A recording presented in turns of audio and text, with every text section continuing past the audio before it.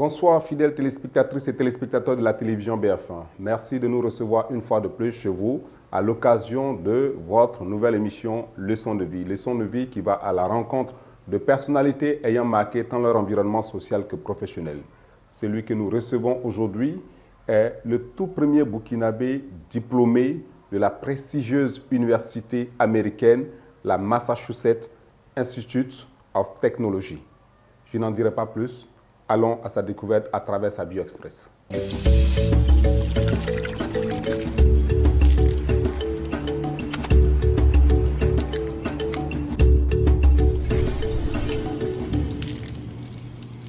Dans la téléphonie mobile, il est l'un des plus grands experts au monde et il est burkinabé. Seni Ganem Touré est diplômé du célèbre MIT. Il est le seul burkinabé à détenir un parchemin de cette prestigieuse université qui n'accueille que les meilleurs et d'où ne sortent que les meilleurs des meilleurs. Aux États-Unis d'Amérique, Seni Ganem Touré est fondateur de deux entreprises, Topo et Digital Integrity. Il développe actuellement des solutions d'identification pour les États du Connecticut et du Rhode Island. Dans les Barbades, aux États-Unis, c'est le technicien burkinabé qui a mis en place le réseau 4G et 5G pour le compte de l'entreprise KW Télécommunications. En dehors des États-Unis, les compétences de Seni Ganem Touré sont sollicitées partout dans le monde. Au Gabon, il a lancé le réseau 4G et contribué à la mise en place de la fibre optique. Au Soudan, il a construit le réseau 3G. Au Congo, il a, entre mille choses, mis en place le réseau de sécurité nationale. En Côte d'Ivoire, il a carrément fait une révolution en décidant de la fabrication des pylônes sur place. Soulignons que Seni est le président du comité scientifique de l'Association burkinabé des professionnels des métiers des télécommunications et assimilés, ABPMT. Une vie professionnelle bien remplie et dont les lignes continuent de s'écrire pour le natif de Sapaga dans la province du Ganzourgou au pays des hommes intègres. C'est l'école primaire publique de Zungu qui l'accueille entre 1978 et 1984. Il intègre ensuite l'école des cadets de la Révolution, puis le lycée Bambata et s'amourage des mathématiques qui le lui rendent bien car il décroche son BEPC en étant le major de tout son centre de composition, puis le baccalauréat série C au lycée Bokotogo. C'est l'Institut national supérieur de l'enseignement technique INSET de Yamoussoukro en Côte d'Ivoire qui accueille le crack pour ses études supérieures. Il décroche d'abord son diplôme de technicien en électronique, puis celui d'ingénieur en 1997. Seni Ganem Touré va ajouter la cerise sur le gâteau en décrochant son MBA au Massachusetts Institute of Technology MIT en 2016. Plus de 25 ans d'expérience dans les paiements mobiles de classe mondiale, les télécommunications et les services informatiques, plus d'un demi-siècle de vie, marié, 3 enfants, Seni Ganem Touré est ce qu'il est convenu d'appeler une mine d'or, tant il a des compétences, des connaissances et pour nous, des leçons de vie. Bonsoir Monsieur Ganem Touré. Bonsoir Monsieur Sari. Alors, un mot à dire sur cette Bio Express. Est-ce que nous avons omis des éléments? Non, vous avez tout présenté, ou presque. Je pense que vous avez présenté l'essentiel. D'accord. Sauf que nous n'avons pas pu, à travers cette Bio Express, donner la signification de notre Ganem Touré. C'est quoi le Ganem Touré? D'où ils viennent? C'est quoi la signification? Alors, les Ganem Touré viennent de Zungu. Zungu est situé à 18 km de Zorgo, dans la province du Ganzourgou. Le nom Ganem Touré vient du premier chef conquérant de la localité. Après avoir conquis la localité, il s'est donné le nom de Yitem Kien Ganem Touré.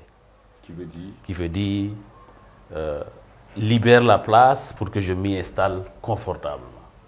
Ganem Touré signifie réellement m'installer confortablement. Ok. Voilà. Vous êtes le tout premier Burkinabé diplômé de l'université MIT. C'est quoi la particularité de cette université dont on parle tant dans le monde? C'est une université extraordinaire. Quand j'y ai mis les pieds, ce qui vous frappe, c'est d'abord une école qui est ouverte. Vous arrivez au MIT, vous n'avez pas de mur. Ce qui déjà vous montre que c'est une université ouverte sur le monde. Et quand vous y entrez, vous êtes submergé d'émotions par l'histoire de cette université. À ce jour, plus de 117 prix Nobel sont sortis de cette de cette université. Classée meilleure école d'ingénieurs pour les 30 dernières années sans discontinuer. Une école qui produit les plus grandes entreprises aux États-Unis, Akamai Elant 2, Harley Davidson, pour ne citer que celle-là. Et quand vous allez plus loin, là où vous avez un corps d'enseignants extraordinaires qui viennent de partout. De partout. Notre prof de données, data, était grec. Le prof d'économie, de microéconomie, est un ancien directeur adjoint du FMI. C'est une école extraordinaire où on ne produit que on produit des talents, on produit des producteurs et des innovateurs. Alors, en bref. Est-ce que cette citation qu'on dit habituellement, nul n'est prophète chez soi, pourrait vous coller, d'autant plus que quand on suit un peu votre bio express et tout votre parcours, vous avez plus évolué à l'extérieur du Burkina qu'au Burkina, où on semble avoir l'idée que ceux de l'extérieur vous font plus confiance que ceux de l'intérieur. Vous avez été en Côte d'Ivoire, vous avez été au Congo, vous avez été au Gabon, aux États-Unis, où en ce moment vous avez deux entreprises, Mtopo et Digital Integrity. Parlez-nous déjà de ces deux entreprises et ensuite on revient sur votre parcours. D'accord. Mtopo a été créé pour combler un vide. Lorsque je suis allé au Congo en 2008, Safaricom au Kenya venait de lancer M-Pesa, la solution de transfert d'argent. Et toutes les grandes entreprises de télécommunications se sont mises à l'œuvre pour produire leurs propres solutions. Et j'ai eu la chance au Congo de faire partie de l'équipe qui a conçu cette solution. Et quand on l'a conçu vraiment large. On l'a vu comme une solution de transfert d'argent entre abonnés, mais surtout on l'a vu comme une solution de paiement. Une solution de paiement, ça signifie qu'un abonné quelconque pourrait l'utiliser pour acheter tout et n'importe quoi sur tous les canaux.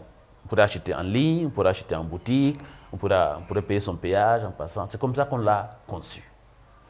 Mais lorsque les opérateurs ont mis en œuvre la solution, ils ont mis en œuvre celle qui leur permettait de réduire leurs coûts immédiatement.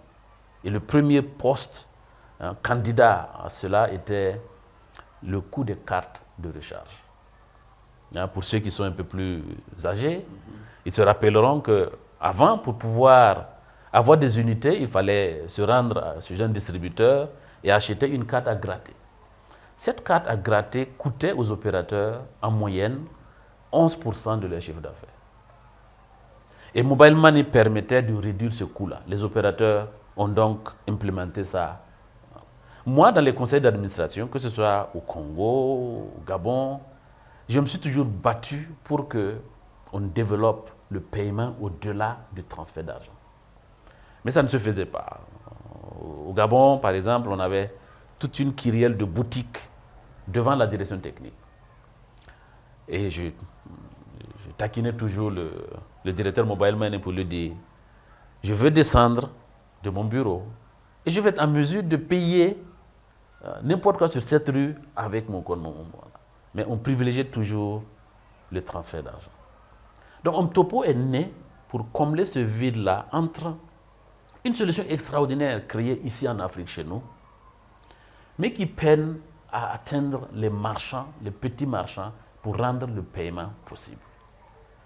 C'est l'histoire de Mtopo. Derrière, il y a des solutions qu'on a développées pour les compagnies de transport, pour les boutiques, pour les restaurants, et on a commencé par le transport en 2018. Solution qui va être impactée terriblement par la Covid, à cause de la fermeture des frontières, etc. On pourra y revenir. Ça, c'est l'histoire de Topo. Né pour combler ce vide entre une solution qui peut permettre le paiement, débloquer le paiement dans toutes les dimensions, et l'application qui a été faite par les opérateurs Pour de bonnes raisons, j'en conviens. Digital Integrity est né il y a 1 an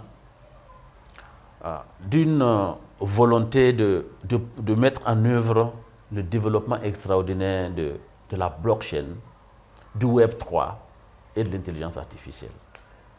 Je l'ai créé avec encore un autre ami du MIT. J'ai oublié de préciser que comme topo, j'ai créé avec des amis de classe du MIT également, pour mettre en œuvre une solution spécifique qui s'appelle identité souveraine, qui est construite sur la sécurité, la flexibilité de la blockchain. Quand on parle de blockchain, parfois les gens confondent blockchain et cryptocurrency.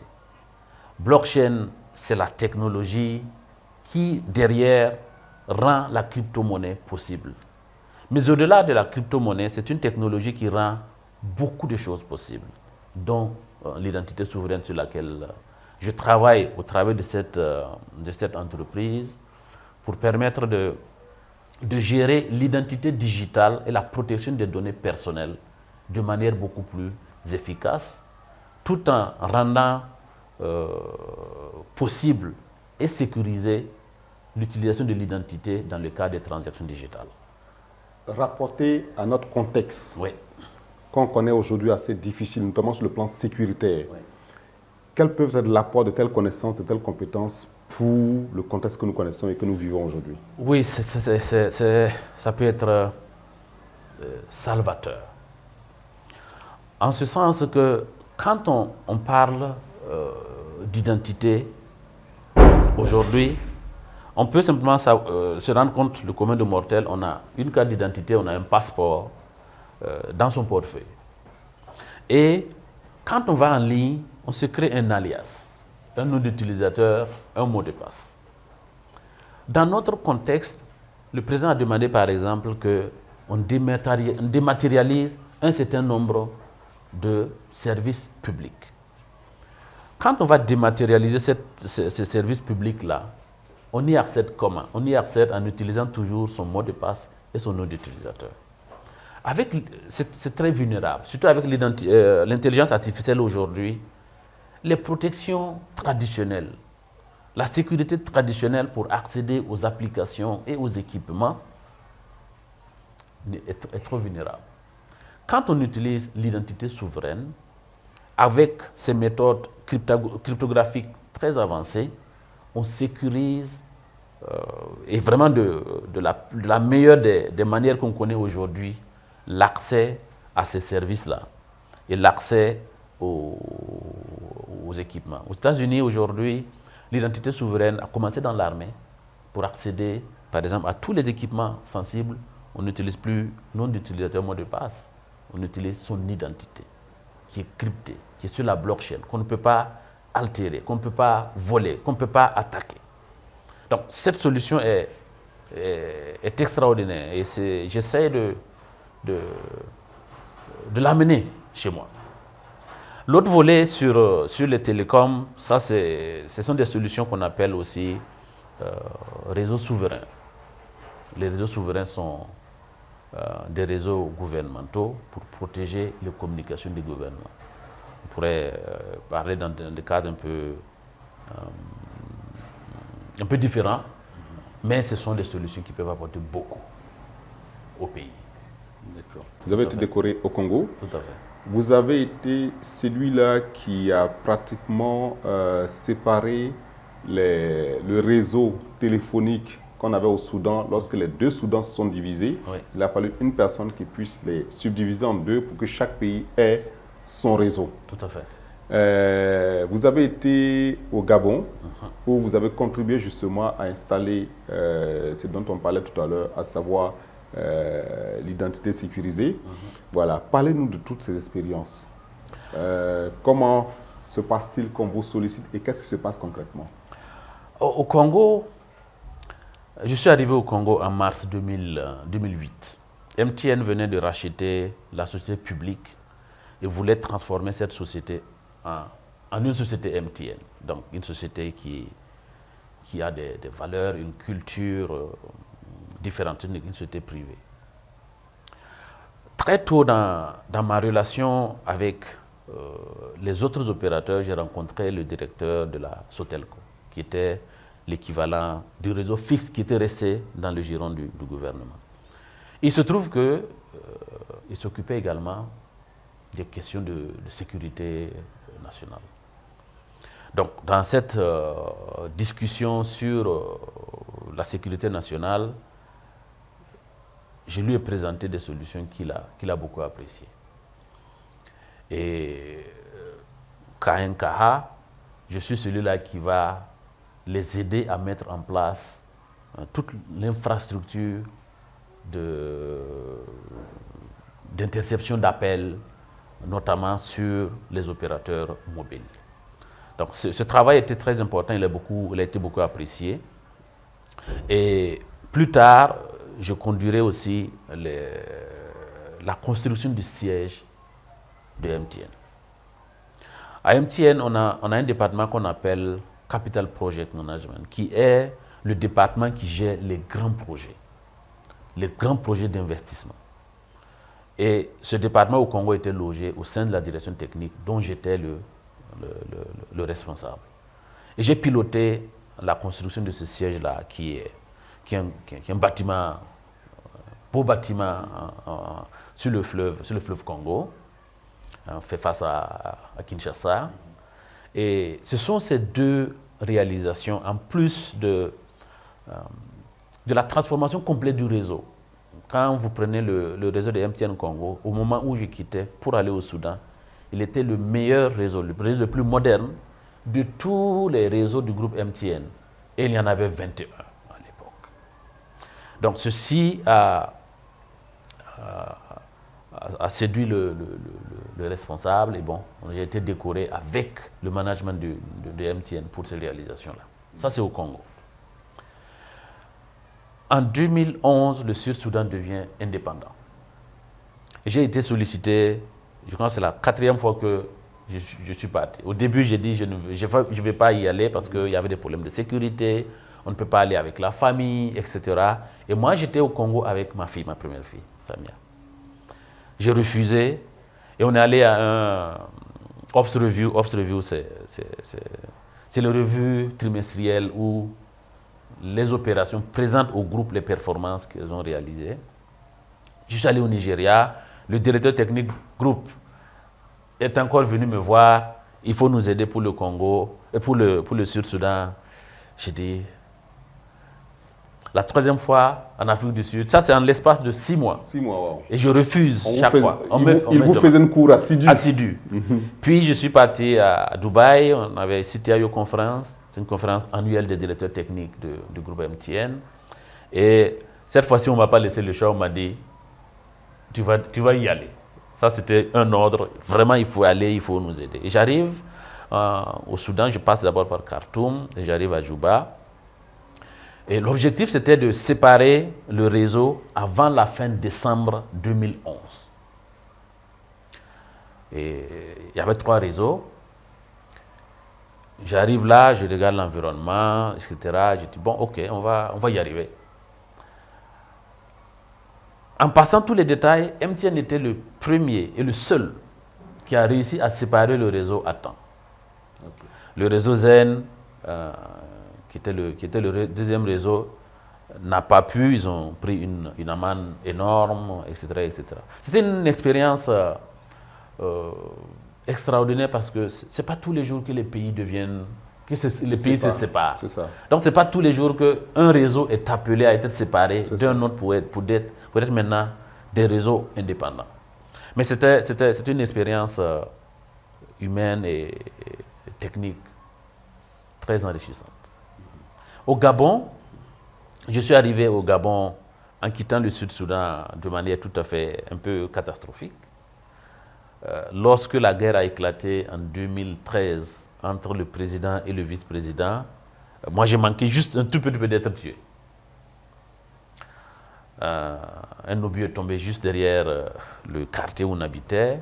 J'habitais dans un quartier sécurisé entre l'ambassade des États-Unis et le complexe d'ambassades de l'Union européenne, qui regroupait toutes les ambassades européennes. Et il a tué 12 personnes juste à côté. Et Et suite à ça, on nous a évacués en Ouganda. Et après ça, je suis revenu à Juba, où je suis resté encore un an. MTN essayait de chercher un poste pour moi.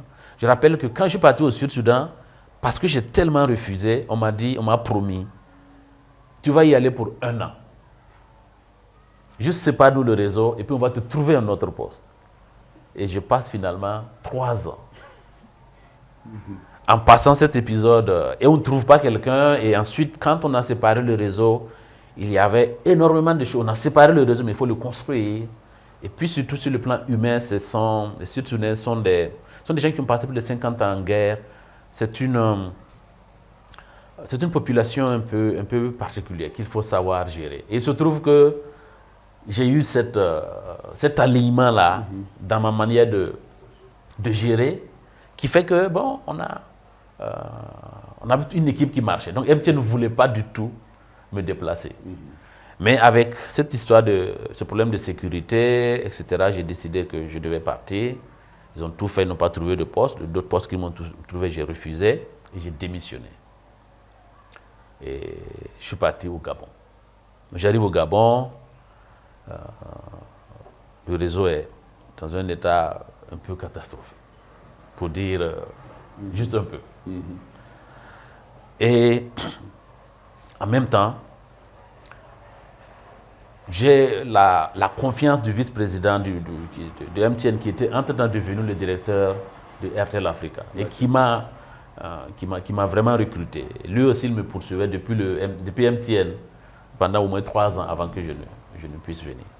Et j'arrive là, je dis bon, ok, on va transformer ce réseau de A à Z.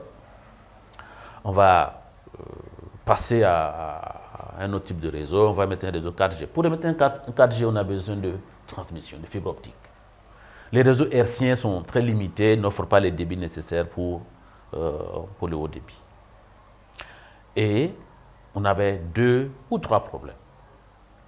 Le premier problème, c'est que l'accès à la bande passante internationale coûtait trop cher. Parce que contrôlé par l'opérateur public qui, entre-temps, comme dans le cas du Burkina, a été vendu et bizarrement par le même opérateur. Okay. Gabon Télécom a été racheté par Maroc Télécom, tout comme notre opérateur national ici. Donc il y avait ce problème qu'on doit résoudre. Pourquoi? Parce que si on doit offrir un service haut débit, il faut que le prix soit abordable. Et les prix étaient déjà très élevés au Gabon. Donc, j'ai cherché à résoudre ce problème-là. Un jour, je suis parti à une réunion à la régulation. Il se trouve que, heureusement, ce jour-là, le conseiller du président pour les affaires de technologie était à la réunion. Après la réunion, je l'ai accosté et je lui ai dit que je me suis présenté, il me connaissait déjà un peu. Et je lui ai dit que j'avais un problème et puis bon, je voulais qu'on en discute parce que je pense qu'ils peuvent trouver une solution, pas pour RTL, mais pour le Gabon. Cette discussion au détour d'une réunion va apporter beaucoup de fruits. Parce qu'il va débloquer, cette rencontre va débloquer 2 choses. Premièrement, qu'on accélère la prise en main de la gestion de la bande passante internationale par une tierce entité qui va revendre cette capacité à tous les opérateurs. Ce qui a permis de réduire le coût de la bande passante drastiquement pour le bonheur des consommateurs. La deuxième chose que ça va débloquer, c'est le partenariat entre RTL et une entité publique qui s'appelle ANEF, Agence nationale des infrastructures, et qui gérait la fibre optique liant les différentes administrations au Gabon, aussi bien à Libreville qu'à Port-Gentil. Ce partenariat va nous permettre de bénéficier d'une infrastructure qui existait, mais aussi d'investir pour étendre cette infrastructure-là. Mais le plus important, je crois, a été qu'on a amené notre expertise, la manière de gérer, de maintenir, d'étendre, de mesurer la qualité et de relever les pannes dans un réseau de ce type-là. Donc, Mon expérience au Gabon elle était courte. Elle était de 2 ans, grosso modo. Mais elle a marqué beaucoup l'opération et un peu le pays. Je veux dire, jusqu'à aujourd'hui, quand je parle aux gens, ils m'appellent du Gabon, les plans que j'ai établis là pour le réseau sont ceux encore qui sont appliqués à ce jour. Ok, avant de continuer cette émission, nous allons visionner des témoignages de quelques-uns de vos collaborateurs.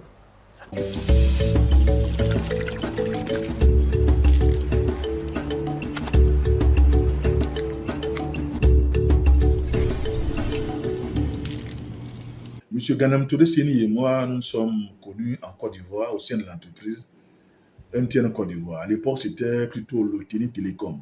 C'est plus tard que le nom MTN Côte d'Ivoire a été adopté. Et donc, Séni est arrivé au sein de l'entreprise en 1997 ou 98, je crois. Il était arrivé en tant que stagiaire. Il a effectué son stage de fin d'études.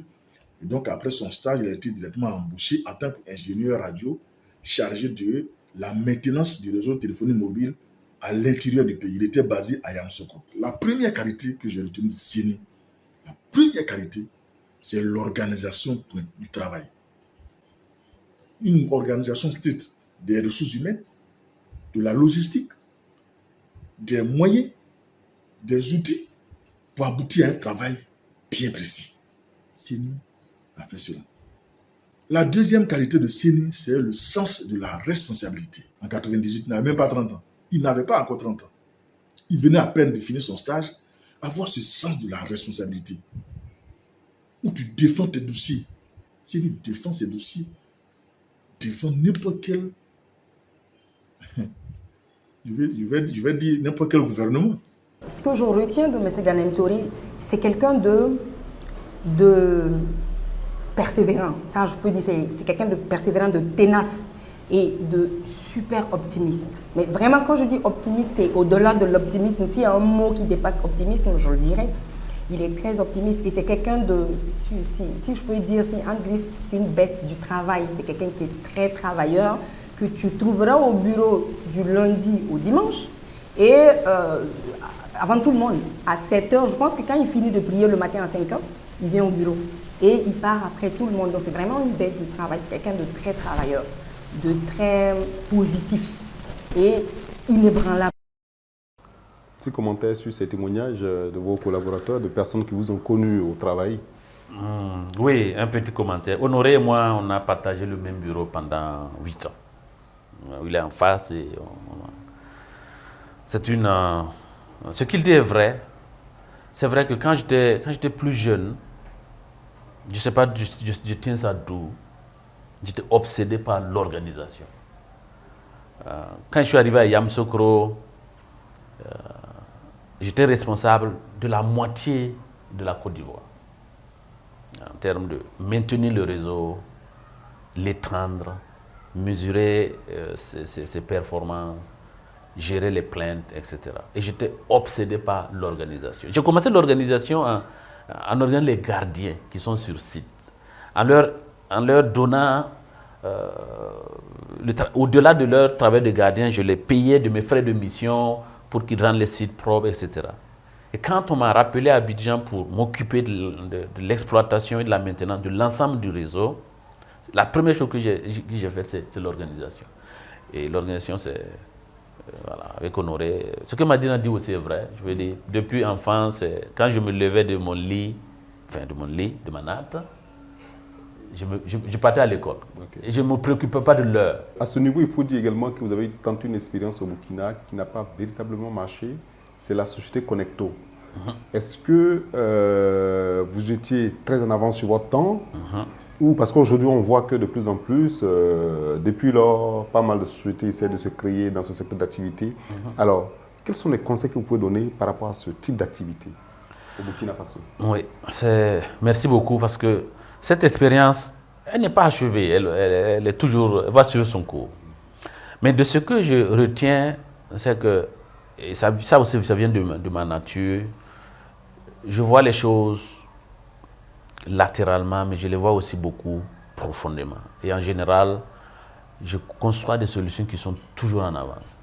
Dans des environnements comme MTN, ça marche bien, parce que bon, chez MTN, il n'y a jamais quelque chose qui soit suffisamment loin pour qu'on ne puisse pas réaliser. Connecto était un peu en avance, le marché n'était pas prêt sur certains aspects.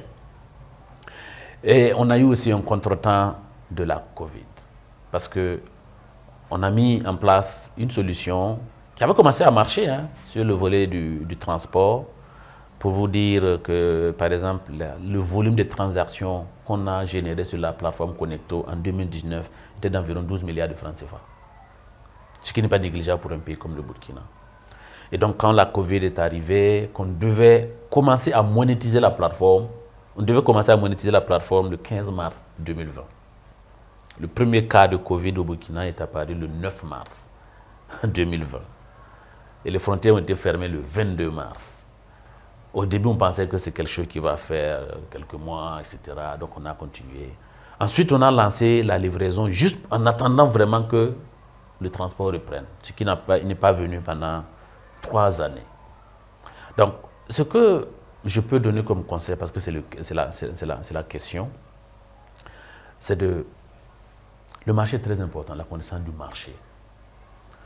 La connaissance du marché, de son niveau de maturité et des conditions non fonctionnelles pour faire marcher un business. Pour le transport, je l'ai dit, on était bien lancé, on était sur un contretemps, mais pour la livraison, par exemple, on a fait face à 3-4 problèmes dont les autres peuvent se servir pour bien avancer. Le premier, c'est que on avait les restaurants avec nous. Les restaurants n'étaient pas matures en termes de servir le marché de la livraison. Ils ne comprennent pas que quelqu'un qui se présente dans un restaurant et qui commande son plat, qui mange, qui donne son avis, est différent de celui qui est au bureau, qui voit une image, qui commande un repas qu'on livre chez lui. Que la rapidité de service, que le service et l'accompagnement de l'acteur que nous sommes étaient dans leur intérêt. Donc, ils nous retardaient énormément. Alors que si vous avez un engagement de livrer en 30 minutes quelqu'un qui doit repartir au bureau, manger et repartir du bureau, qui a une heure de pause, il y a des contraintes que les restaurants ne servaient pas vraiment correctement. Deuxième chose, on a cette difficulté de l'adressage qui amène beaucoup d'erreurs, beaucoup de problèmes, beaucoup de ceci. Mais le problème le plus grave, le plus important, grave, il faut le relativiser, c'est la force de travail. Les livreurs et ce qui va avec. Partout où la livraison marche, la force de travail a un certain état d'esprit et la loi de travail l'accompagne. Avant de faire la livraison, moi, j'ai fait la livraison moi-même, aux États-Unis, tout ça, pour me former à ça, parce que c'est important de savoir comment ça marche. J'ai fait ça, je commande déjà, et puis j'ai fait ça en tant que livreur, moi-même, pour vraiment me rentrer dedans. Et la force de travail, les livreurs, c'est un gros problème, parce que qu'est-ce qui se passe? Si vous avez 100 commandes à livrer entre 11h30 et midi, un exemple. Pour que vous puissiez livrer ces 100 repas-là, dans le laps de temps de 11h30 à midi, il vous faut grosso modo 80 livreurs.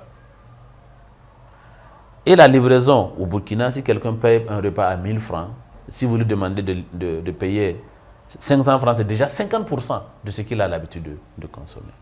Donc, comment vous allez gérer cette force de travail-là pour être rentable? Parce que les livreurs, ils ont besoin de salaire, ils ont besoin de motos, ils ont besoin d'essence. Parfois, il y a des accidents, il faut des assurances, etc., etc.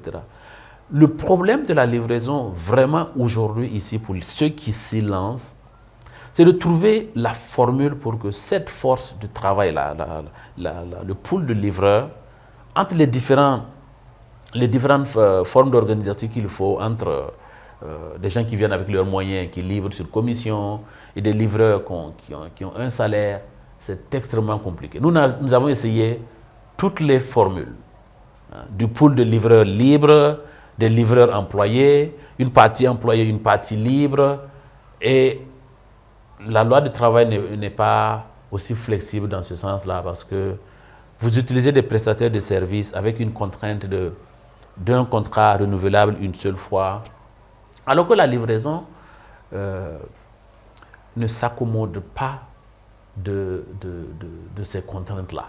Si on veut développer ces services numériques, parce qu'il n'y a pas que la livraison, il y a d'autres services du genre, si on veut développer la livraison, il faut que les autorités regardent cet aspect-là pour créer des facilités pour développer les services numériques.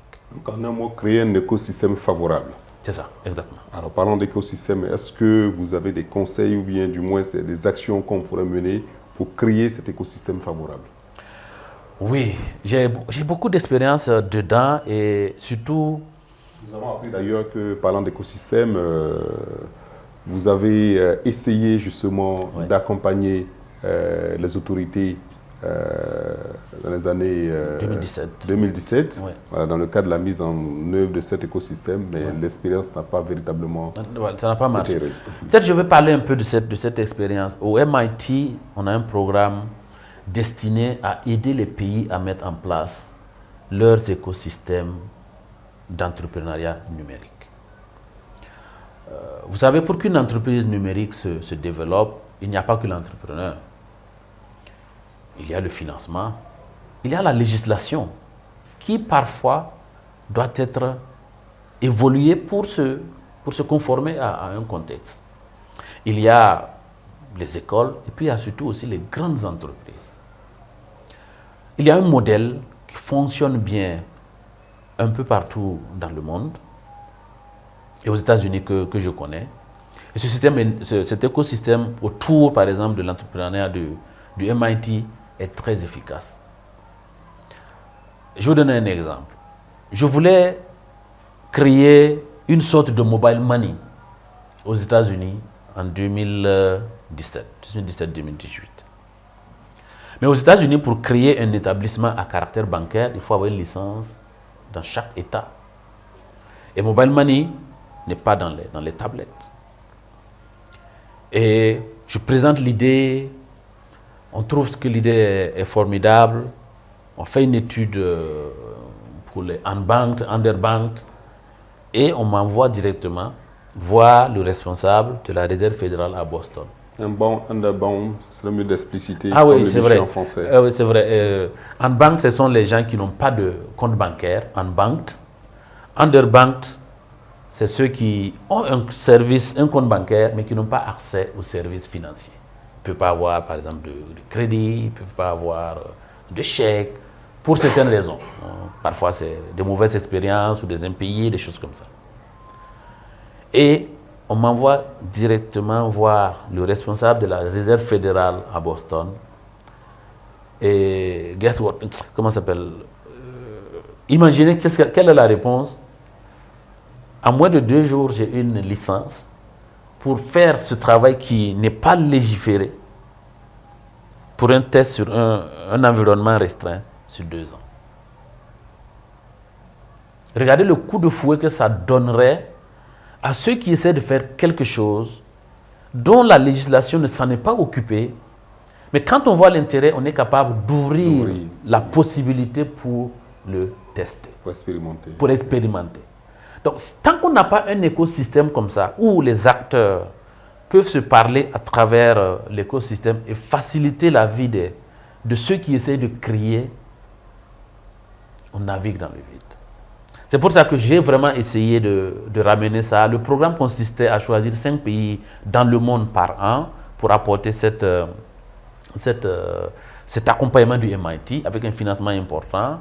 J'ai réussi à avoir une place pour mon pays en 2017. Le président venait à New York pour l'Assemblée générale. Je lui en avais parlé. Le président Roch Marc Christian Kabore. Je suis parti de Boston pour aller le rencontrer. Je lui en ai parlé. Il m'a confié à quelqu'un. Malheureusement, l'expérience a été très amère pour moi parce que lorsque vous donnez de votre crédibilité pour avoir quelque chose qui est 5 pays dans le monde, et le Burkina ne compte pas là-dedans. Il faut être honnête, il faut le dire. Et on a seulement ça parce qu'on est là et qu'on a aussi la crédibilité qu'on vous écoute en ce moment-là.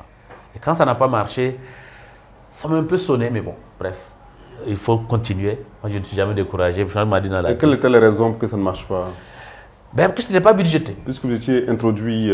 Voilà, j'étais introduit par le président. La condition, c'était qu'on paye pour la première visite des membres de l'équipe pour aller faire l'introduction du programme au MIT. À une équipe du Burkina Faso, une équipe du Burkina Faso au MIT. Au MIT pour faire cette première introduction au programme.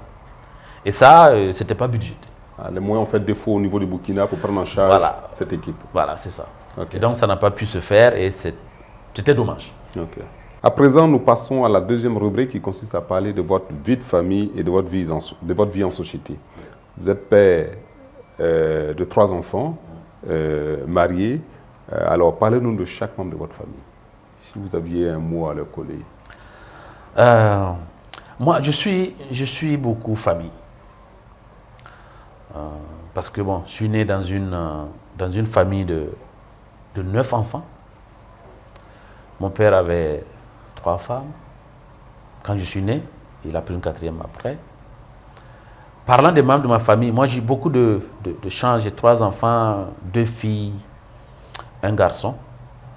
Mon époux, je l'ai rencontré ici au village de Ouagadougou ici.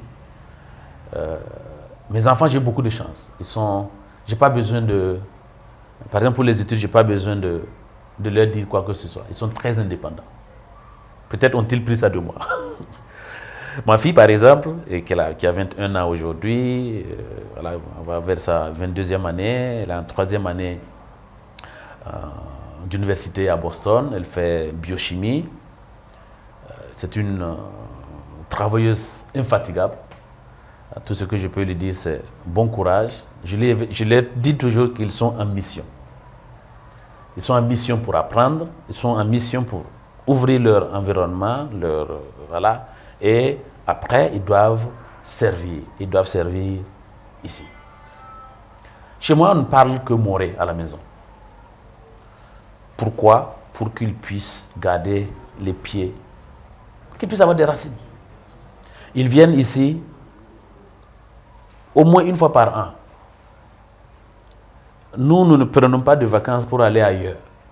Quand nous prenons des vacances, c'est pour venir chez nous. Et quand ils viennent ici, ils vont au village. Ils vont à Sapaga, ils vont à Zungu, ils vont courir derrière les moutons, ils vont aller au champ, ils vont manger la sauce Bito, ils vont manger la sauce Boulevaka, ils vont discuter avec leurs cousins, leurs grands-mères, etc. Ils vont aller visiter leurs tantes, leurs cousins, etc. Ça, c'est très important pour moi. Parce que je considère que c'est une bénédiction, une richesse énorme que de baigner dans l'environnement de nos villages. Et comme les choses sont faites de sorte que je suis à l'étranger avec eux, le seul moyen que j'ai trouvé pour qu'ils gardent un peu, qu'ils bénéficient un peu de ça, c'est quand on est là-bas, de raconter l'histoire de qui nous sommes, d'où nous venons, etc. Nous mangeons ce que nous pouvons amener ici, nous parlons notre langue, et que quand il y a la moindre opportunité, qu'ils soient ici. Les 2 sont plus petits, mais ils sont déjà comme leur sœur. Le petit, le garçon, il va avoir 11 ans. Il est aussi indépendant. Quand ils sont repartis, c'était là en décembre, quand ils sont repartis, il a eu une mauvaise note à l'école. Quand il a une mauvaise note, il va pleurer pendant 3 jours, on ne peut pas le consoler. Et la petite qui a 6 ans, c'est toujours la même chose. Donc j'ai beaucoup de chance. Avec mon épouse, on parle moré, on essaie de garder nos traditions. Et puis bon, pour moi, c'est la rigueur et l'amour. Mon papa, je ne l'ai jamais entendu de toute sa vie. Je ne l'ai jamais entendu lever la voix sur quelqu'un. N'en parlons pas de sa mère. Donc je suis un peu comme ça avec mes enfants. Ce qui ne m'empêche pas j'éduque par ce que je fais plus que par ce que je dis. Parlant de votre père, justement, on nous dit que vous êtes très proches et que vous communiquez beaucoup ensemble. Oui, j'étais très très proche de mon papa. Quand je suis né, mon papa était déjà beaucoup vieux. Il prenait son vélo, il venait à Zungu. Moi, j'ai fait l'école primaire à Zungu. Donc, il venait me prendre. Et quand il me prend sur son vélo, avec son sac noir derrière, je suis assis, son sac noir est derrière, il a toujours ce qu'on appelle les rabis ici, là, dans son sac noir. Quand il arrête quelque part, les enfants accourent, ils donnent du coup de courage. Les rabis ici, c'est quoi? Rabis ici, c'est ce qu'on apporte du marché quand on va au marché. Ok. Quand on va au marché, on achète des sortes de friandises, de nos villages. De nos villages, à donner aux enfants. Donc, il a toujours ça, plein dans son sac. L'autre chose qu'il a, il a toujours, c'était un tailleur et fermier. Donc, il voyageait beaucoup. Il avait toujours des habits. Quand il arrive, il va donner les habits. Quand mon papa coud, je pense que près de la moitié ou plus est donné. Il avait une âme plus généreuse sociale que le businessman. Voilà. Et il avait il parle très bas, le même rythme, le même débit, mais il atteint toujours son but. Quand il y a quelque chose quelque part, que mon papa arrive, j'avais un problème ici avec une de mes cousines qui est venue me voir pour dire non, son mari vraiment me respecte, elle a un problème avec son mari, etc. Mon papa était là. J'ai dit, si tu as un problème avec ton mari, comme le vieux est là, je vais appeler le vieux. Et j'ai appelé le vieux, j'ai envoyé le chercher, je n'avais pas le temps, j'ai envoyé le chercher, il est arrivé. Et c'est comme si c'était résolu. J'avais cette proximité avec mon papa. Quand j'arrive à Ouagadougou, la première chose que je fais, le lendemain, je vais au village. Je vais au village.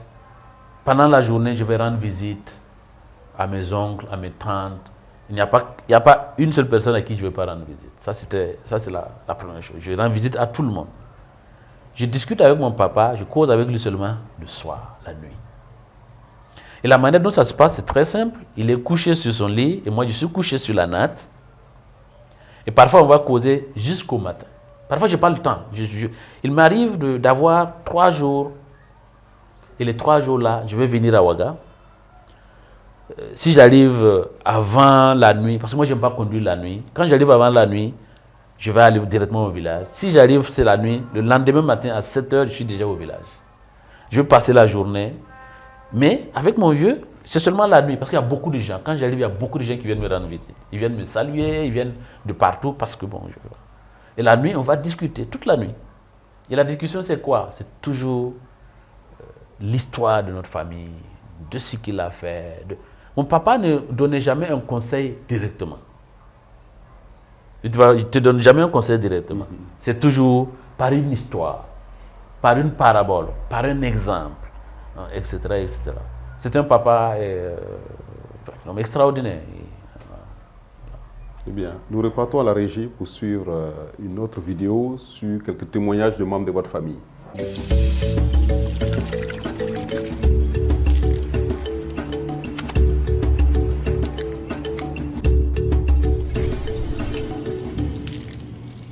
C'est un rassembleur, ça, voilà, c'est lui qui doit être au centre de tout, voilà, et il est toujours au centre de tout, et il a toujours été voilà, au début et à la fin de tout ce qui vient comme discussion, tout ce qui vient comme incompréhension, tout ce qui tourne dans la famille. Monsieur Ganem Touré est le centre, c'est lui en tout cas par qui tout aboutit très facilement, et il est capable de rassembler, de trouver des solutions, voilà, et de faire tout de son mieux. Donc c'est quelqu'un vraiment qui arrive à rassembler et à trouver des solutions très facilement. Mon père est un homme patient. C'est un homme patient, c'est un homme calme, et au-delà de tout cela, c'est un père extrêmement aimant et attentionné. Il fait très attention à moi, à nous, juste, il fait très attention aux membres de sa famille. Il nous porte énormément dans son cœur. Alors, ça traduit dans ses actes et sa manière d'être avec nous. Il est extrêmement rigoureux sur certaines choses. C'est un père qui est très axé sur l'éducation. Il fait en sorte que nous ayons la maîtrise de nous-mêmes et que nous soyons conscients des épreuves de la vie, que nous soyons conscients que pour avoir des résultats, il faut travailler dur. Et du coup, en suivant ce schéma, il a toujours été assez rigoureux par rapport à moi, par rapport à mes études, par rapport à comment j'étais, comment je me comportais. Il était très patient, comme j'ai dit, c'est quelqu'un d'assez calme, je ne l'ai jamais vu énervé, il ne crie pas, il ne frappe pas, c'est quelqu'un de toujours très posé. Il observe beaucoup ce qui se passe autour de toi, mais il a comme on dit, méfiez-vous de l'eau qui dort. Bizarrement, j'avais beaucoup plus peur de lui que de ma mère. Peut-être c'était la frayeur de le décevoir ou autre, mais il avait cette prestance qui faisait que je l'écoutais. En tout cas, il te fait écouter et il t'explique surtout quand tu fais quelque chose de mal, pourquoi cette chose-là est mal, comment réagir à telle situation.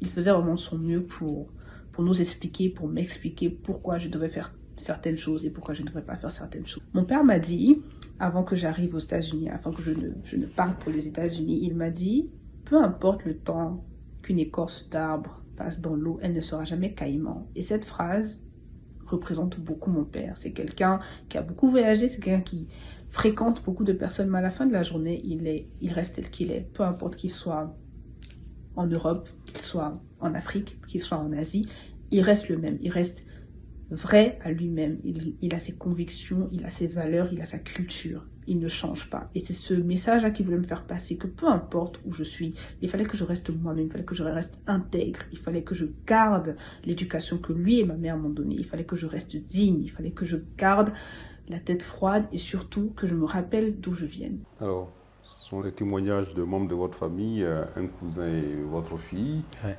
Ce qui nous permet justement d'aller à la prochaine rubrique qui porte sur votre enfance. Voilà, pour parler un peu de votre enfance. Vous avez été pratiquement toujours major ou premier des classes dans les différentes classes que vous avez faites. Alors, c'était quoi le secret? Je ne sais pas s'il y a un secret particulier, mais pour moi, je ne faisais pas beaucoup d'efforts. Je n'avais pas besoin de faire l'effort. Je crois que j'étais naturellement très attentionné. Par exemple, quand je suis un cours, quand j'étais petit, quand j'étais à l'école primaire, si je suis un cours, par exemple, que je viens à la maison, je suis capable de dire mot pour mot ce que j'ai entendu du maître. Donc j'étais doté de cette mémoire, voilà. Ce qui faisait que pour moi, je n'avais pas à faire beaucoup d'efforts, je n'avais pas beaucoup étudié. Quand j'arrivais à la maison, je n'étudiais pas à la maison. Quand je viens à la maison, le soir, je partais à l'école coranique. Quand je viens de l'école, je n'étudie jamais la nuit, je vais à l'école coranique. Les autres jours, je me lève le matin, j'ai toujours un programme très, très bien tracé pour moi. Je me lève, je fais sortir les moutons, je vais au champ, je fais, voilà, etc. Donc je fais ça naturellement. J'étais naturellement doté de la mémoire, de l'intelligence. Et bon, je n'étais pas dispersé. Je pense que peut-être s'il y a un secret, c'est peut-être le fait que je n'étais pas dispersé. Quand je fais quelque chose, je suis dessus. Je ne regarde ni à droite ni à gauche. Alors, lorsque vous passez votre BPC, vous êtes major de votre centre. Ouais. Vous ne prenez pas aux Olympiades. Ouais. Voilà, racontez-nous un peu ces expériences. Pour le BPC, c'était au centre du lycée Nelson Mandela, le lycée national des jeunes filles à l'époque. Il pleuvait quand on est parti prendre les résultats. Et bon, c'est après que j'ai su que j'étais major du centre. Et comment je l'ai su? Parce que moi, je voulais partir au lycée technique. Donc, dans mes demandes là, j'avais choisi le lycée technique, le lycée Bogorogo, etc. Et le proviseur du lycée Bogorogo, qui est M. Compaoré Guama, m'a sélectionné. Parce que le lycée Bogorogo, vous aviez 3 secondes C. La seconde C1, vous avez les premiers de centre. La seconde C2, les deuxièmes de centre. Et la seconde C3, les troisièmes de centre. C'est comme ça que c'était au lycée Bogorogo à l'époque. Donc, il m'a placé là et il s'est battu. C'est par là que j'ai su que j'étais major du centre. Pour les Olympiades, c'était plutôt en terminale. J'étais déjà au lycée Bogotogo. On avait la chance, on avait deux professeurs russes. Notre professeur de physique était russe et notre professeur de chimie était russe. Et je participe aux Olympiades et puis bon, j'étais aussi récipiendaire des Olympiades de maths et de physique. Vous prenez part aux Olympiades, voilà, où vous en sortez avec brio. Et à la suite justement de votre bac, vous avez une bourse pour le Canada. Oui. Mais contre toute attente, Oui. vous avez un autre choix, vous avez une autre décision à prendre. Tout à fait. En fait, en terminale, j'ai fait beaucoup de concours, comme toujours. Donc, j'avais eu mon concours de l'INSET, de l'IAI, de l'EAMO, de l'ESI, et on m'a orienté à l'école polytechnique de Montréal, compte tenu de mon résultat aux Olympiades. Et j'arrive à la DOP, on me dit qu'on m'a orienté à Montréal, et j'ai dit non, moi je ne vais pas à Montréal, je vais aller à l'INSET. On me dit non, que je dois partir à Montréal. Alors pourquoi à l'époque, pas mal d'enfants de votre génération rêvaient de l'Europe, du Canada, voilà. Et vous décidez de rester juste à côté en Côte d'Ivoire? Moi, il y a une influence d'une de mes camarades de classe, dont le copain était à l'INSET de Yamoussoukro. Il s'appelait Zungrana Stéphane. Et elle me parlait toujours de l'INSET. Donc, j'avais mon idée fixée sur l'INSET et je voulais faire l'électronique. Parlons un peu de l'INSET pour que le téléspectateur sache un peu. Ouais. L'INSET, c'est l'Institut national supérieur de l'enseignement technique. C'était l'une des trois grandes écoles de Yamoussoukro. Aujourd'hui, l'INSET fait partie de l'Institut national polytechnique Félix Houphouët-Boigny. Les écoles ont été rassemblées en 1996, je crois, sous la même bannière. Et l'INSET était la partie technique. Il y avait l'INSTP qui était le génie civil, les travaux publics, et puis l'ENSA qui était pour l'agriculture. Donc, j'ai dit je vais aller à l'INSET. Tout le monde voulait partir à Montréal pour répondre à votre question, mais moi je voulais partir à l'INSET. Je voulais faire de l'électronique et j'avais eu un feedback vraiment positif de cette camarade de classe dont le copain était à l'INSET. On me dit non, que je dois partir à Montréal. Je dis non. Chaque jour, je me levais et je partais à la DOP pour dire non, qu'à refaire mes papiers pour aller à... Et ça a duré 2 mois. Tout le monde est parti, mais moi je me levais toujours à Tanguay, je venais à la DOP, je vais aller à l'INSET. Jusqu'à ce que le proviseur du lycée Bogodogo, M. Compaoré Guama, que je salue d'ailleurs au passage, il vienne à la DOP et dit il faut que vous changez les papiers parce qu'il ne va pas aller à Montréal, il ne va pas suivre ce que vous dites.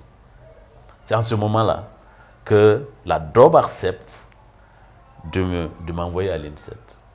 J'arrive à l'INSET, le premier jour quand j'arrive, le lendemain je vais à l'école, j'ai 0 en classe. Parce que c'était un devoir de dessin industriel. Moi j'ai fait un bac C, donc je n'ai jamais fait de dessin. Vous arrivez aussi un peu en retard parce que les autres... J'arrive 2 mois, voilà, les gens ont commencé. J'arrive 2 mois après le début des cours. Donc, c'est le même Stéphane qui va m'encourager et puis bon, m'apprendre le dessin parce que lui il a fait le lycée technique. Et puis bon, finalement, tout se passe bien parce que réellement, quand j'aborde la classe de LN1 qui est la classe d'électronique première année, bien que je sois arrivé en retard, je n'ai pas eu de difficultés particulières. En l'électronique, c'était le prolongement de la physique qu'on faisait. Et ce qu'on a fait, on était, au Burkina ici, on était beaucoup plus en avance que ce qui était enseigné en Côte d'Ivoire. En maths, c'était comme une révision pour nous. J'étais avec Sanoudi Serge dans la même classe. À la fin de l'année, et à la fin du premier cycle, je suis effectivement major. Et c'est ça qui m'ouvre la porte de l'école d'ingénieur. Okay, donc du 0 que vous avez eu, vous terminez major. Je termine major à la fin du cycle. Et j'ai accès automatiquement à l'école d'ingénieur. En ce moment, l'école des cadets de la Révolution, qui était fermée en 1985, avait réouvert il y a 2 ans. Et il y avait une possibilité pour les AET, les anciens enfants de troupe, de regagner la troupe. Je viens, on m'envoie au Kandium. Je rencontre le chef de corps qui dit qu'il avait besoin de moi. Ils ont besoin d'informaticiens dans l'armée. Je dis, moi, je suis major de ma promotion. Tout ce que je veux actuellement, c'est faire mon cycle d'ingénieur. Il me dit non, que eux ils ont besoin de moi maintenant, c'est maintenant que je dois venir. Je dis, bon, je vais faire mon cycle d'ingénieur. Et je vous demande de m'aider juste pour que on prolonge ma bourse. Je vais faire mon cycle d'ingénieur et puis je reviens. Il refuse. Et on me coupe la bourse. Pour que vous restiez. Pour que je reste. Mais c'est mal me connaître. Moi, on ne me coupe pas ma bourse pour que je reste, je ne resterai pas. Je suis reparti. Je suis reparti et je suis allé voir le directeur de l'école d'ingénieurs, M. Amon Dabi. M. Amon Dabi a appelé le DG tout de suite pour dire, ah, on a un problème avec Ganem Touré, il a un problème de bourse. Le DG lui demande de venir, il est parti avec moi. On est parti à Amon Dabi, c'est le directeur de l'école d'ingénieurs. Et M. Naounou de Yamsokro. Ah. Parce qu'à l'INSET, il y avait les écoles d'ingénieurs. Vous avez l'école supérieure d'ingénieurs, vous avez le génie mécanique, il y a des écoles à l'intérieur. Et nous, on faisait partie de l'école d'ingénieurs. Donc, je vais le voir, il me prend, on va voir le directeur général de l'INSET, et qui a commencé maintenant à vraiment vouloir m'aider, pour tout faire pour que je puisse faire l'école d'ingénieurs. Il écrit au président, il écrit à toutes les ambassades pour que je puisse avoir une bourse pour continuer. Je n'aurai jamais la bourse, mais je vais quand même terminer mon cycle ingénieur. L'école va vraiment prendre en charge tous les frais de scolarité. C'est l'occasion de dire merci à M. Naounou et à l'INSET. J'ai moi aussi créé ma première entreprise quand j'étais en première année. J'ai fait un logiciel de gestion d'école avec un camarade de classe qu'on a vendu au collège, le collège Kona, premier, 750 000 francs. Puis au collège pédagogue, 1 200 000 francs. Puis il y a une autre école à San Pedro, etc. pour pouvoir... quelle année déjà, tout ça? Ça, c'est en 95, 96, 97. Et aussi mes compatriotes de l'association des étudiants burkinabés de Yamoussoukro ont cotisé à l'occasion pour m'aider à acheter des tickets de nourriture, etc. Monsieur Naounou particulièrement, parfois j'arrive en début de mois, il envoie une enveloppe avec les tickets de repas glissés sous ma porte.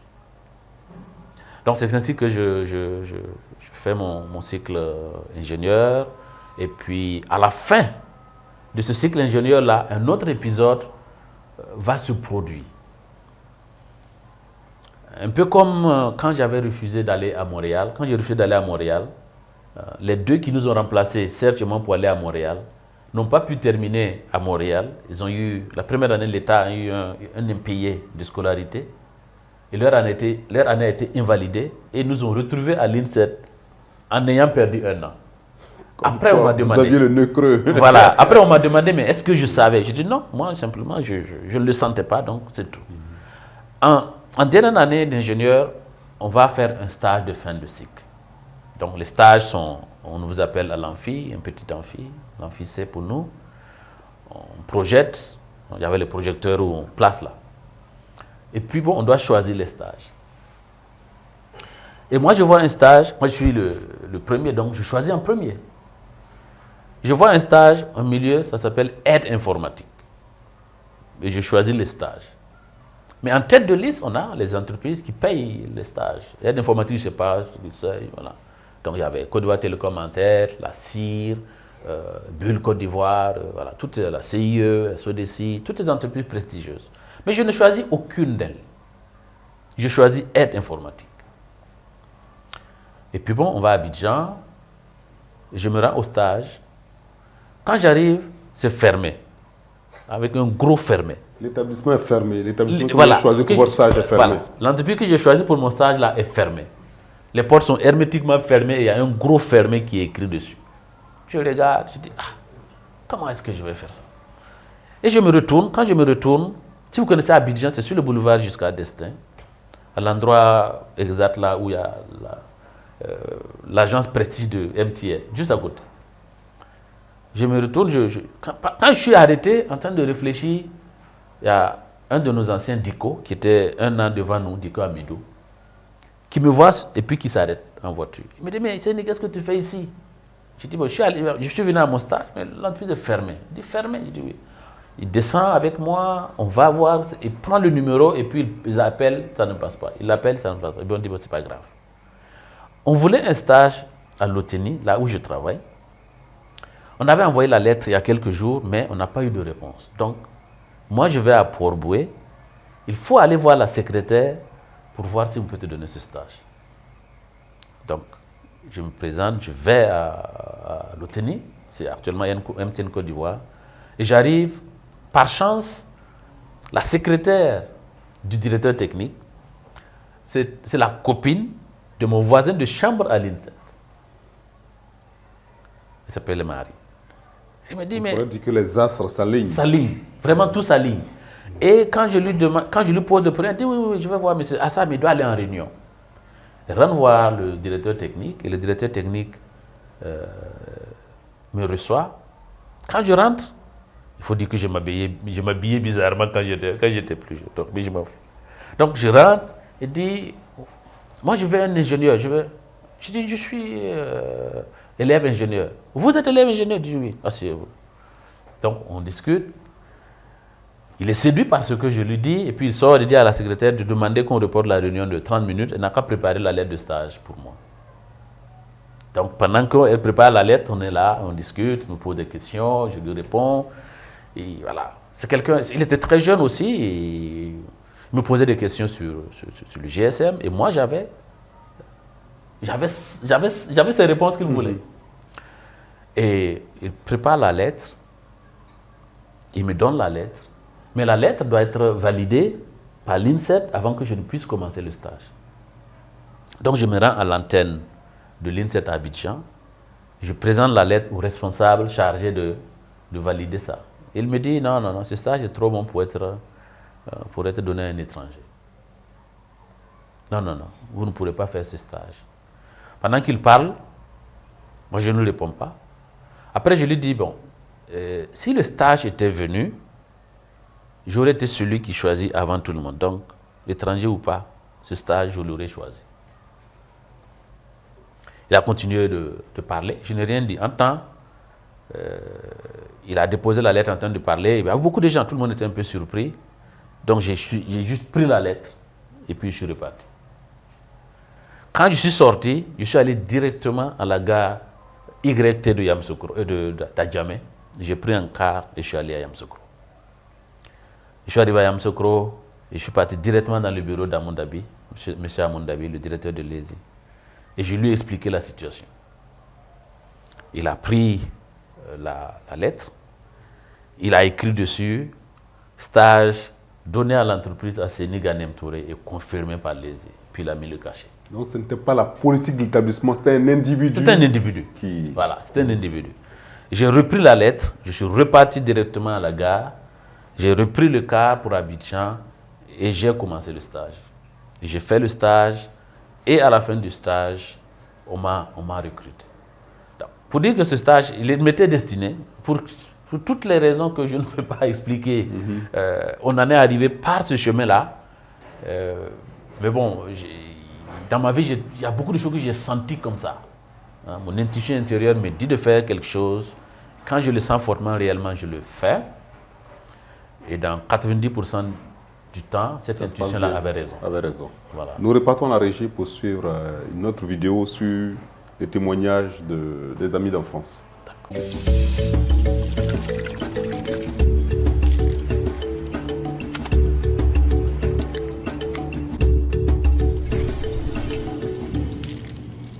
Oui, M. Gamteur Sini était un enfant calme, timide, assidu et surtout ponctuel à l'école. Sini logeait à 7 km de l'école, mais à chaque fois il était le premier à l'école. Même pendant la période froide, il venait très tôt à l'école. Ensuite, il était un enfant très intelligent. La première année qu'on a fait le CP1 jusqu'au CM2 ensemble, et à chaque composition, il était le premier de la classe. Il était un enfant très intelligent.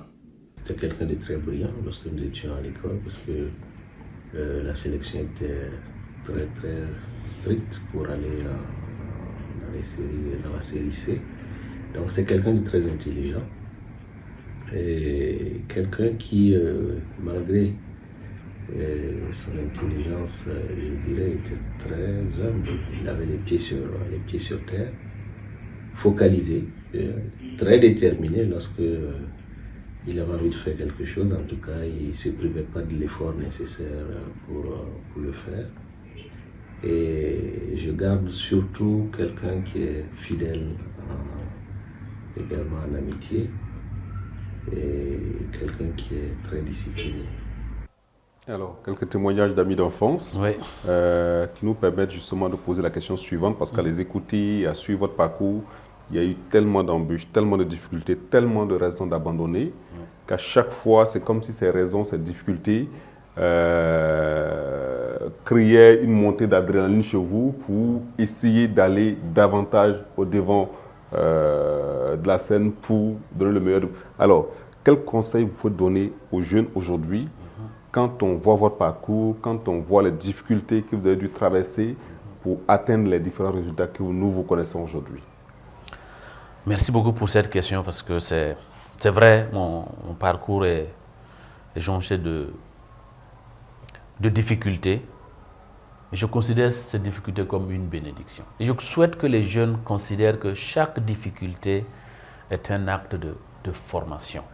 Et quand on se fixe des objectifs, il faut se donner les moyens d'aller les chercher. Et ce n'est possible qu'au prix du travail, de l'effort. Les difficultés seront toujours là. Elles sont presque naturelles, si on veut aller loin. Donc aux jeunes, ne soyez pas pressés. Si vous devez être pressé pour quelque chose, c'est d'apprendre. Et si vous devez vous donner pour quelque chose, c'est surmonter l'obstacle pour atteindre l'objectif. C'est là d'où vous allez même tirer la fierté. Si tout est facile, ça devient à la portée de tout le monde. Donc il faut persévérer, il faut travailler, il faut apprendre. Et aujourd'hui, plus qu'à n'importe quel moment de l'existence de l'homme, ils ont tout pour apprendre, ils ont tout pour traverser les difficultés et ils ont tout pour décrocher cette chose qu'ils envisagent.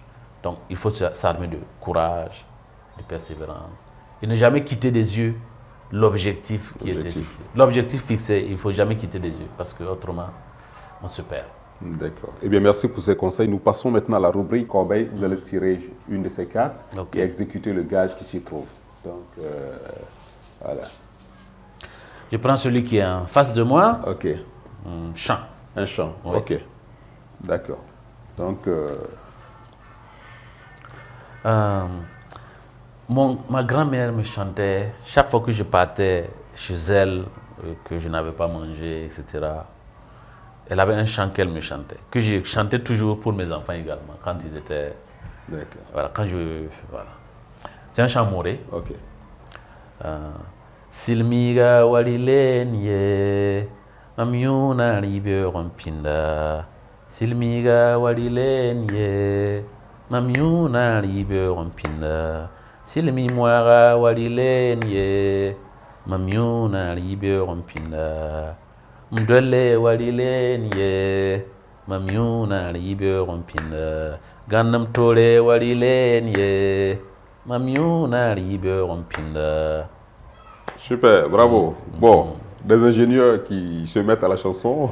Oui. On en rencontre avec M. Ganam Touré. Et il y a une définition, il y a un sens particulier, un contenu. C'est vraiment une chanson d'égaiement. Ça signifie qu'on dit au peuple de venir manger. L'aide, c'est un fruit sucré amer qu'on trouve dans nos contrées. Et la chanson demande au peuple de venir manger le lait. Et moi, parce que j'ai bu du lait frais le matin. Ma grand-mère utilisait ça avec les noms de Ganam Touré. Elle va chanter le louange de la famille, tout ça, pour me redonner de la joie, pour me ragailler. Donc elle a contribué à créer cette fierté. Cette fierté. Voilà. Chaque fois quand j'arrivais là, c'est elle qui levait toutes mes premières difficultés. Parce que mes premières difficultés, c'était de trouver à manger, etc. Parce que maman, voilà. Donc, cette chanson m'est restée et je la chante pour mes enfants. Je suis tenté de poser cette question. Entre votre grand-mère, votre père, qui sans doute n'ont pas été à l'école, mais on voit à quel point ils ont marqué la formation de l'homme que vous êtes. Alors, comment est-ce qu'on fait, selon vous, si vous devez contribuer à l'écriture des curricula, comment est-ce qu'on fait pour trouver un lien entre nos connaissances endogènes et les formations modernes actuelles? Parce qu'aujourd'hui, on a tendance à tout mettre sur les formations modernes. On a des gens qui savent beaucoup de choses théoriquement, mais qui parfois, humainement, sont à gauche de la plaque, comme on dit. Tout à fait. C'est une excellente question. C'est une question que je me pose à tout moment dans l'éducation de mes propres enfants. Et je crois que la clé, c'est de se rendre compte que cette connaissance traditionnelle, cette connaissance endogène, cette connaissance de nos terroirs est très puissante. Ma grand-mère, par exemple, pourquoi elle m'a tellement marqué? Moi, je marchais de chez nous pour aller chez ma grand-mère. C'est une distance peut-être peut-être 5-6 km. J'avais 3-4 ans. Et je marchais seul, je vais. Chaque fois qu'elle me voit, quel que soit ce qu'elle fait, elle l'arrête. Si elle est en train de cultiver, elle va laisser la houe sur place et elle va me prendre par la main. Elle va m'amener dans sa hutte et puis elle va me préparer à manger. Et puis elle va me raconter des histoires. Ces histoires-là, je crois que c'est ça qui nous manque aujourd'hui, entre le lien de ce que nous sommes et d'où nous venons. Moi, je n'arrive pas à expliquer le tout, mais en ce qui me concerne personnellement, je me rappelle de toutes ces histoires. Et chaque fois que je suis dans une situation, il y a au moins une de ces histoires qui va m'aider à faire la différence. La même chose pour mon papa. Je vous ai dit tout à l'heure que mon papa ne donne jamais de conseils à quelqu'un directement. Et moi, et je vous ai dit aussi que j'étais couché là, sur la natte, il est sur le lit, et je l'écoute jusqu'au matin. Et ce que j'écoute là, ce sont des histoires de notre famille, des histoires de ce que lui, il a fait, des histoires vraiment des histoires dans tous les sens. Et si on veut que nos enfants intègrent les valeurs qui nous ont définies depuis la nuit des temps, il faut leur raconter notre histoire. Il faut leur raconter comment nous avons créé ce lien avec nos grands-parents, nos arrière-grands-parents. Et moi, j'ai eu la chance, quand je suis parti à Zungu, j'ai vécu avec mon grand-père. Là aussi, je dormais avec mon grand-père. Et soit dit en passant, quand mon grand-père est mort, j'étais entre ses bras. Donc, pour répondre très simplement à la question, il faudrait qu'on intègre dans l'éducation de nos enfants les enseignements, les histoires qui ont défini et qui définissent notre vie. Parce que inconsciemment, ces histoires travaillent et forgent la conscience des jeunes que nous formons. Et moi, j'ai trouvé que ces histoires m'ont aidé à surmonter beaucoup de problèmes dans ma vie. Et je me rappelle une fois, c'était le premier devoir de français à l'INSET. Et ce premier devoir de français concernait les accidents de route. Et mon papa m'avait expliqué, en transportant du beurre de karité de notre village pour venir chez le Moro Naba, comment une hyène a failli dévorer un de leurs compagnons de route. Et j'ai retranscrit cette histoire-là dans ce devoir-là, qui était, donc l'idée n'était pas là, mais le prof a trouvé que c'était extraordinaire. Donc, pour répondre franchement à la question, je trouve qu'aujourd'hui, et j'essaie de faire ça avec mes enfants, je leur raconte toujours, ça me disait, parfois je dis ton grand-père a dit, et je vais lui dire exactement, je lui dis d'où nous venons, pourquoi nous sommes à Sapaga alors que nous sommes de Zongo, des querelles de chefferie, voilà, c'est fréquent en pays moi aussi. Je vais lui expliquer ça, comme mon grand-père a expliqué. Les contes qu'on nous racontait au clair de lune, chez nous, au village, au milieu du mois, il y avait toujours ces contes qu'on nous racontait sur la place du village. On avait toujours une place sur laquelle ces histoires manquent beaucoup à notre enseignement. Et justement, parlant de ça, l'un des professeurs de votre fille vous sollicite que vous venez dans son établissement expliquer l'histoire de l'Afrique que peu de gens connaissaient comme ça, mais concrètement, quelqu'un qui l'a vécu, l'expliquer. Voilà. Exactement. Ma fille, je lui raconte beaucoup d'histoires. Donc, elle a un prof d'histoire africaine, de littérature africaine, ils appellent ça. Et puis, elle lui parle des histoires que moi, je lui raconte. Donc, le prof, qui est une haïtienne, un peu subjuguée, elle dit, je veux voir vraiment ton père, est-ce qu'il peut nous raconter un jour, voilà, il peut venir en classe. Et j'accepte. J'accepte d'aller leur parler du Burkina. Quand j'arrive en classe, ils venaient de faire un cours sur l'Empire du Mali. Et puis moi, j'avais préparé une présentation. Et la présentation commençait par mon pays, le royaume aussi. Et puis ça se terminait par l'histoire du président Sankara, etc., etc. Je fais cette présentation et maintenant c'est devenu une tradition que chaque année, je dois aller présenter ça à l'établissement. Et bon, de plus en plus de classes sollicitent que je vienne parler de ça, etc., etc. C'est dire que ces histoires ce ne sont pas seulement des histoires, c'est des enseignements à part entière.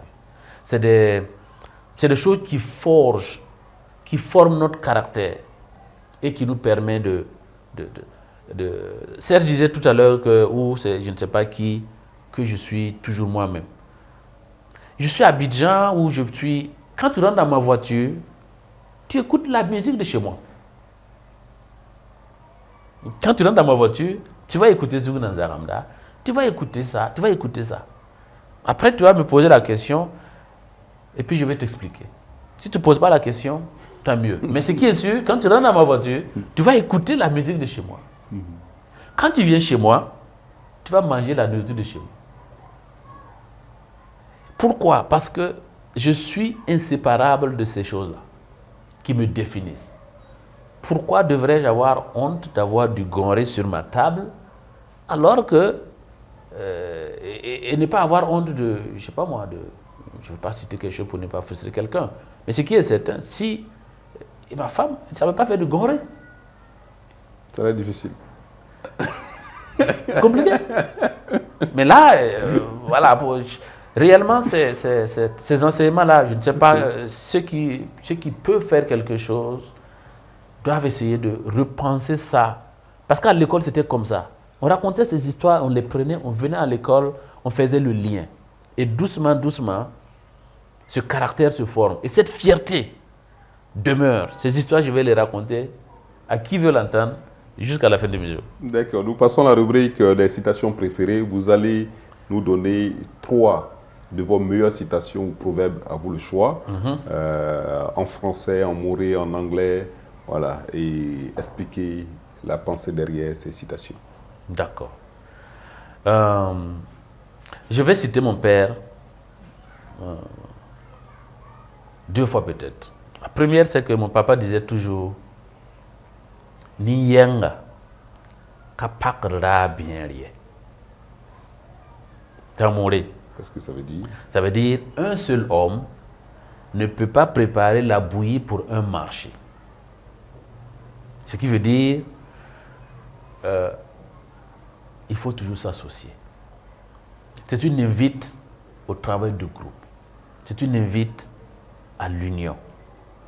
C'est une invite à faire ensemble.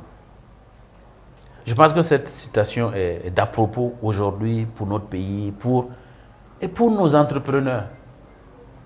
J'ai remarqué que ce qui nous plombe ici, pour les jeunes surtout, et c'est peut-être un lien pour parler de cet aspect-là, qu'en Afrique, au Burkina Faso, on aime entreprendre seul, un seul individu.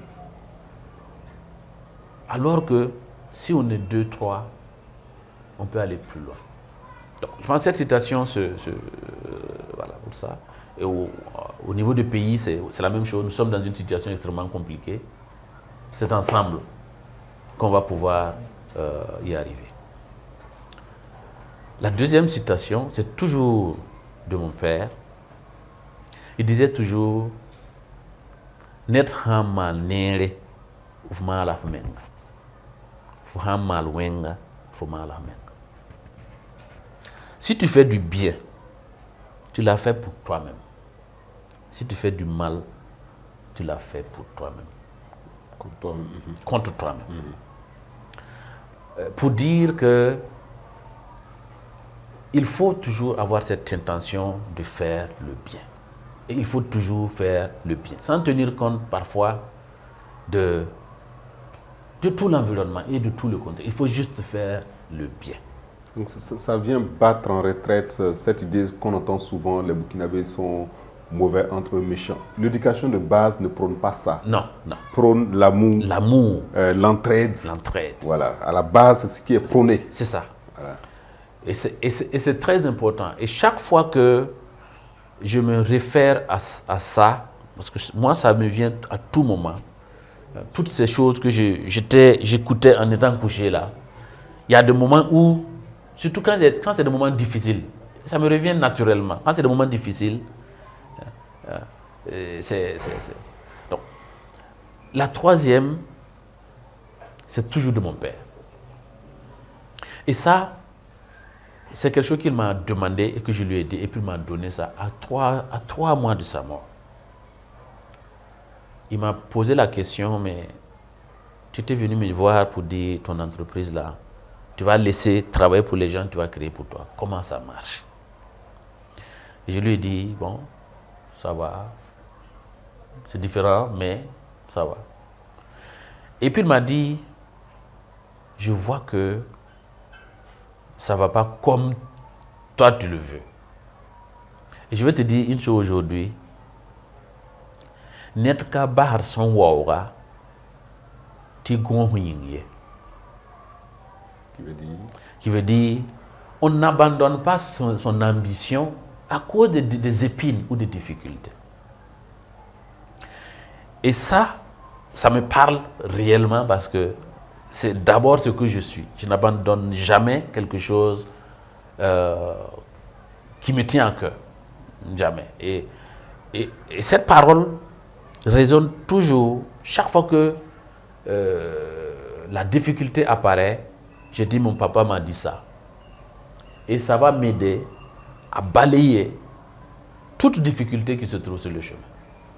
Je pense que ce serait bien que vous puissiez transcrire les pensées et les philosophies du papa, oui, de la grand-mère, dans un livre. Ce serait bien, d'autant plus que on voit que vous en avez bénéficié, oui, que ça vous a transformé. oui. Il y a pas mal de livres aujourd'hui sur le marché que nous lisons qui n'ont pas forcément plus de valeur que ce qu'ils vous ont appris. Peut-être qu'au nombre de vos missions, Oui. ce serait aussi d'y songer. Merci beaucoup. J'y songe déjà. J'avais écrit une bonne partie, etc. Donc je pense que oui, ça sera fait. Ça sera fait. Si vous permettez une 4e citation, Ok. c'est celle du président Sankara, que je répétais toujours pour galvaniser mes troupes. Tout ce qui sort de l'imagination de l'homme est réalisable par l'homme. Ça, c'est quelque chose que j'utilise beaucoup pour dire aux gens, nous pouvons tout faire. Tout simplement. Merci pour ces différentes citations Oui. qui nous mène vers la rubrique suivante, qui est la rubrique des souvenirs. Nous allons projeter quelques images, quelques photos que vous serez appelés à commenter brièvement.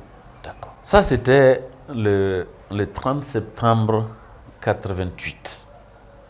Il y avait le mariage de la fille du voisin et j'étais un genre de DJ Arafat à la partie technique. Ouais. Ah, ça c'est la station-service de mon oncle à Tanguay. Chaque fois que je venais de l'école, je partais aider Isaka, celui qui est à droite là. Seydou, qui est au milieu, c'est mon cousin. Mon cousin, c'est le fils de ma tante. Et puis je partais à la station aider à servir les clients. Il y avait une boutique derrière à côté. J'aidais à vendre à la boutique et à servir l'essence. Ça, c'est juste, on était en train de faire les préparations des Olympiades de physique avec mes deux profs dont je parlais. Le prof de physique à droite, Efgeni, et puis la prof de chimie derrière, s'appelait Tatiana. Ah, ça c'est une belle photo. Moi-même, Tassambedo Sekou, Zongo Mahamadi, qui est prof à l'université ici, et puis Diabré Léopold. Diabré Léopold, actuellement il est en Allemagne. Il travaille encore pour l'une des très grandes boîtes d'automobiles. Et son département, il est responsable de celui qui fait tous les tableaux, toute l'électronique de bord des véhicules. Quelqu'un d'excellent, brillant, qui vient ici aussi très souvent. Il est souvent au Burkina, une fois par an, il est là. Ça, c'est lors de ma décoration au Congo par le Premier ministre d'alors du Congo, Isidore Nvuba. Oui, ça c'est chaque fois que je sortais du PMK, je faisais le tour pour rendre visite à mes oncles, à mes cousins. Ça c'est l'une de mes visites à Tanguay, que j'ai pris cette photo dans la maison de mon cousin. Ça c'est lors de l'attribution des diplômes au MIT, quand je recevais mon diplôme le 3 juin 2016. Ça, c'est la photo de moi-même et mon épouse avec notre dernière fille, Oumama. Ok. Merci pour ces différents commentaires. Nous tirons inexorablement vers la fin de cette émission. Mais avant, nous retournons à la régie pour suivre une dernière vidéo. D'accord.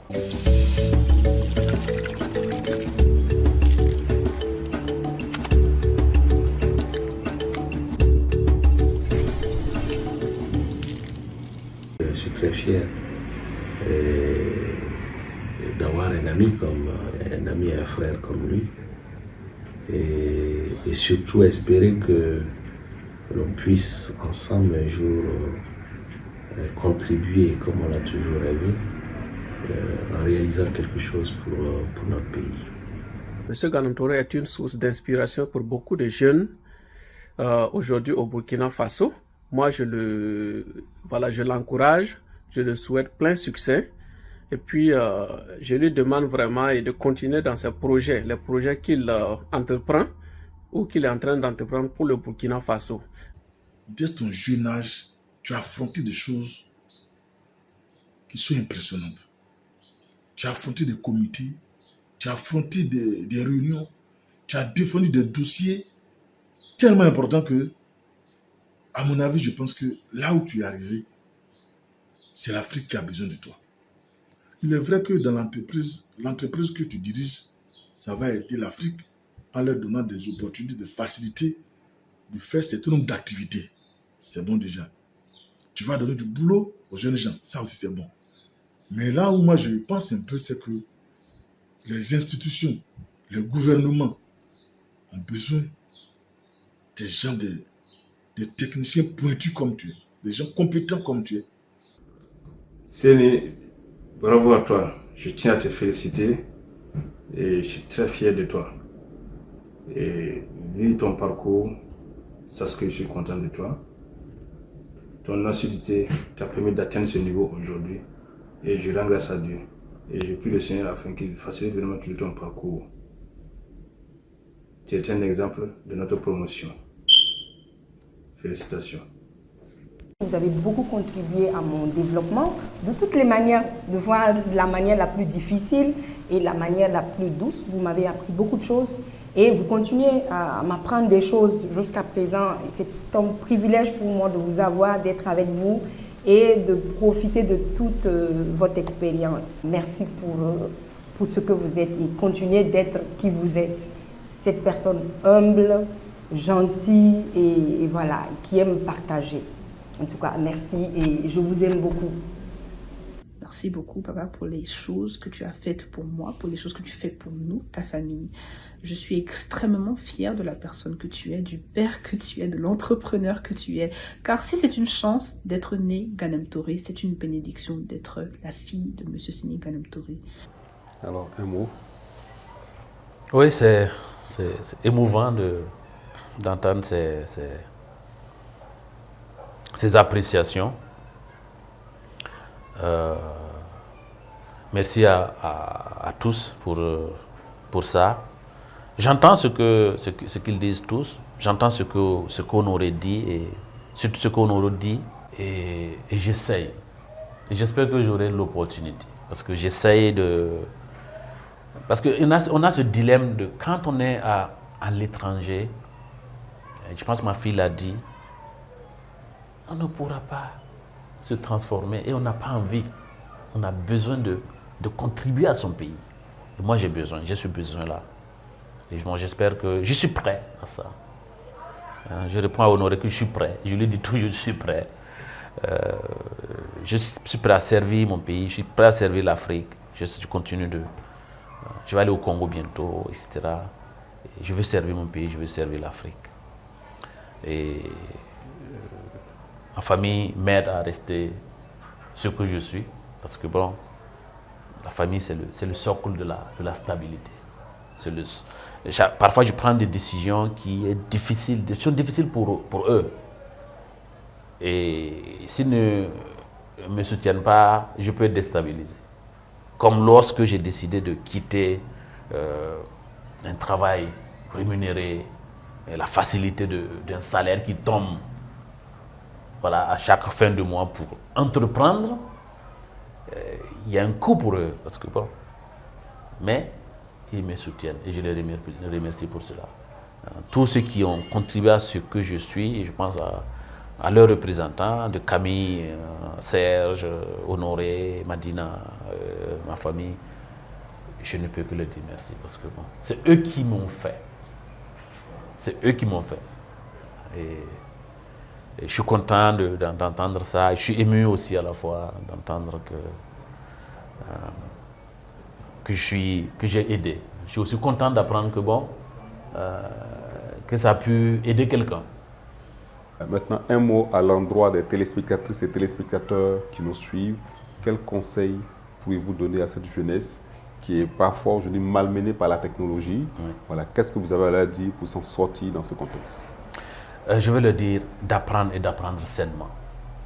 Ils ont l'opportunité d'apprendre, ils n'ont qu'à apprendre. Ils n'ont qu'à travailler dur pour atteindre leurs objectifs. Ils n'ont qu'à se départir des facilités. Ils n'ont qu'à se remettre dans nos racines. Parce que nos racines vont leur donner plus de force pour réussir dans la vie. Grand merci à vous-même, M. Sarré, à votre équipe pour l'opportunité que vous m'offrez de m'exprimer. Courage à nos forces qui défendent notre pays et qui vont nous permettre de retrouver bientôt l'intégrité de notre territoire. Merci infiniment. Merci à vous, M. Ganem Touré, pour avoir accepté de partager ces moments de leçons de vie avec nous. Merci à l'ensemble de nos téléspectatrices et téléspectateurs qui sont restés branchés sur leur écran pour suivre cette émission. En termes de conclusion, nous dirons que les difficultés peuvent constituer des ferments si toutefois nous les surmontons avec abnégation. Cela a été le cas de M. Ganem Touré, qui a rencontré pas mal de difficultés, moult difficultés, mais qui n'a jamais été découragé et toujours allé de l'avant pour devenir aujourd'hui l'un des meilleurs de son domaine, dans son domaine, au Burkina, mais de façon globale dans le monde entier. Merci pour ces moments que nous avons pu partager et je vous donne rendez-vous à la prochaine émission de Leçons de vie. Au revoir.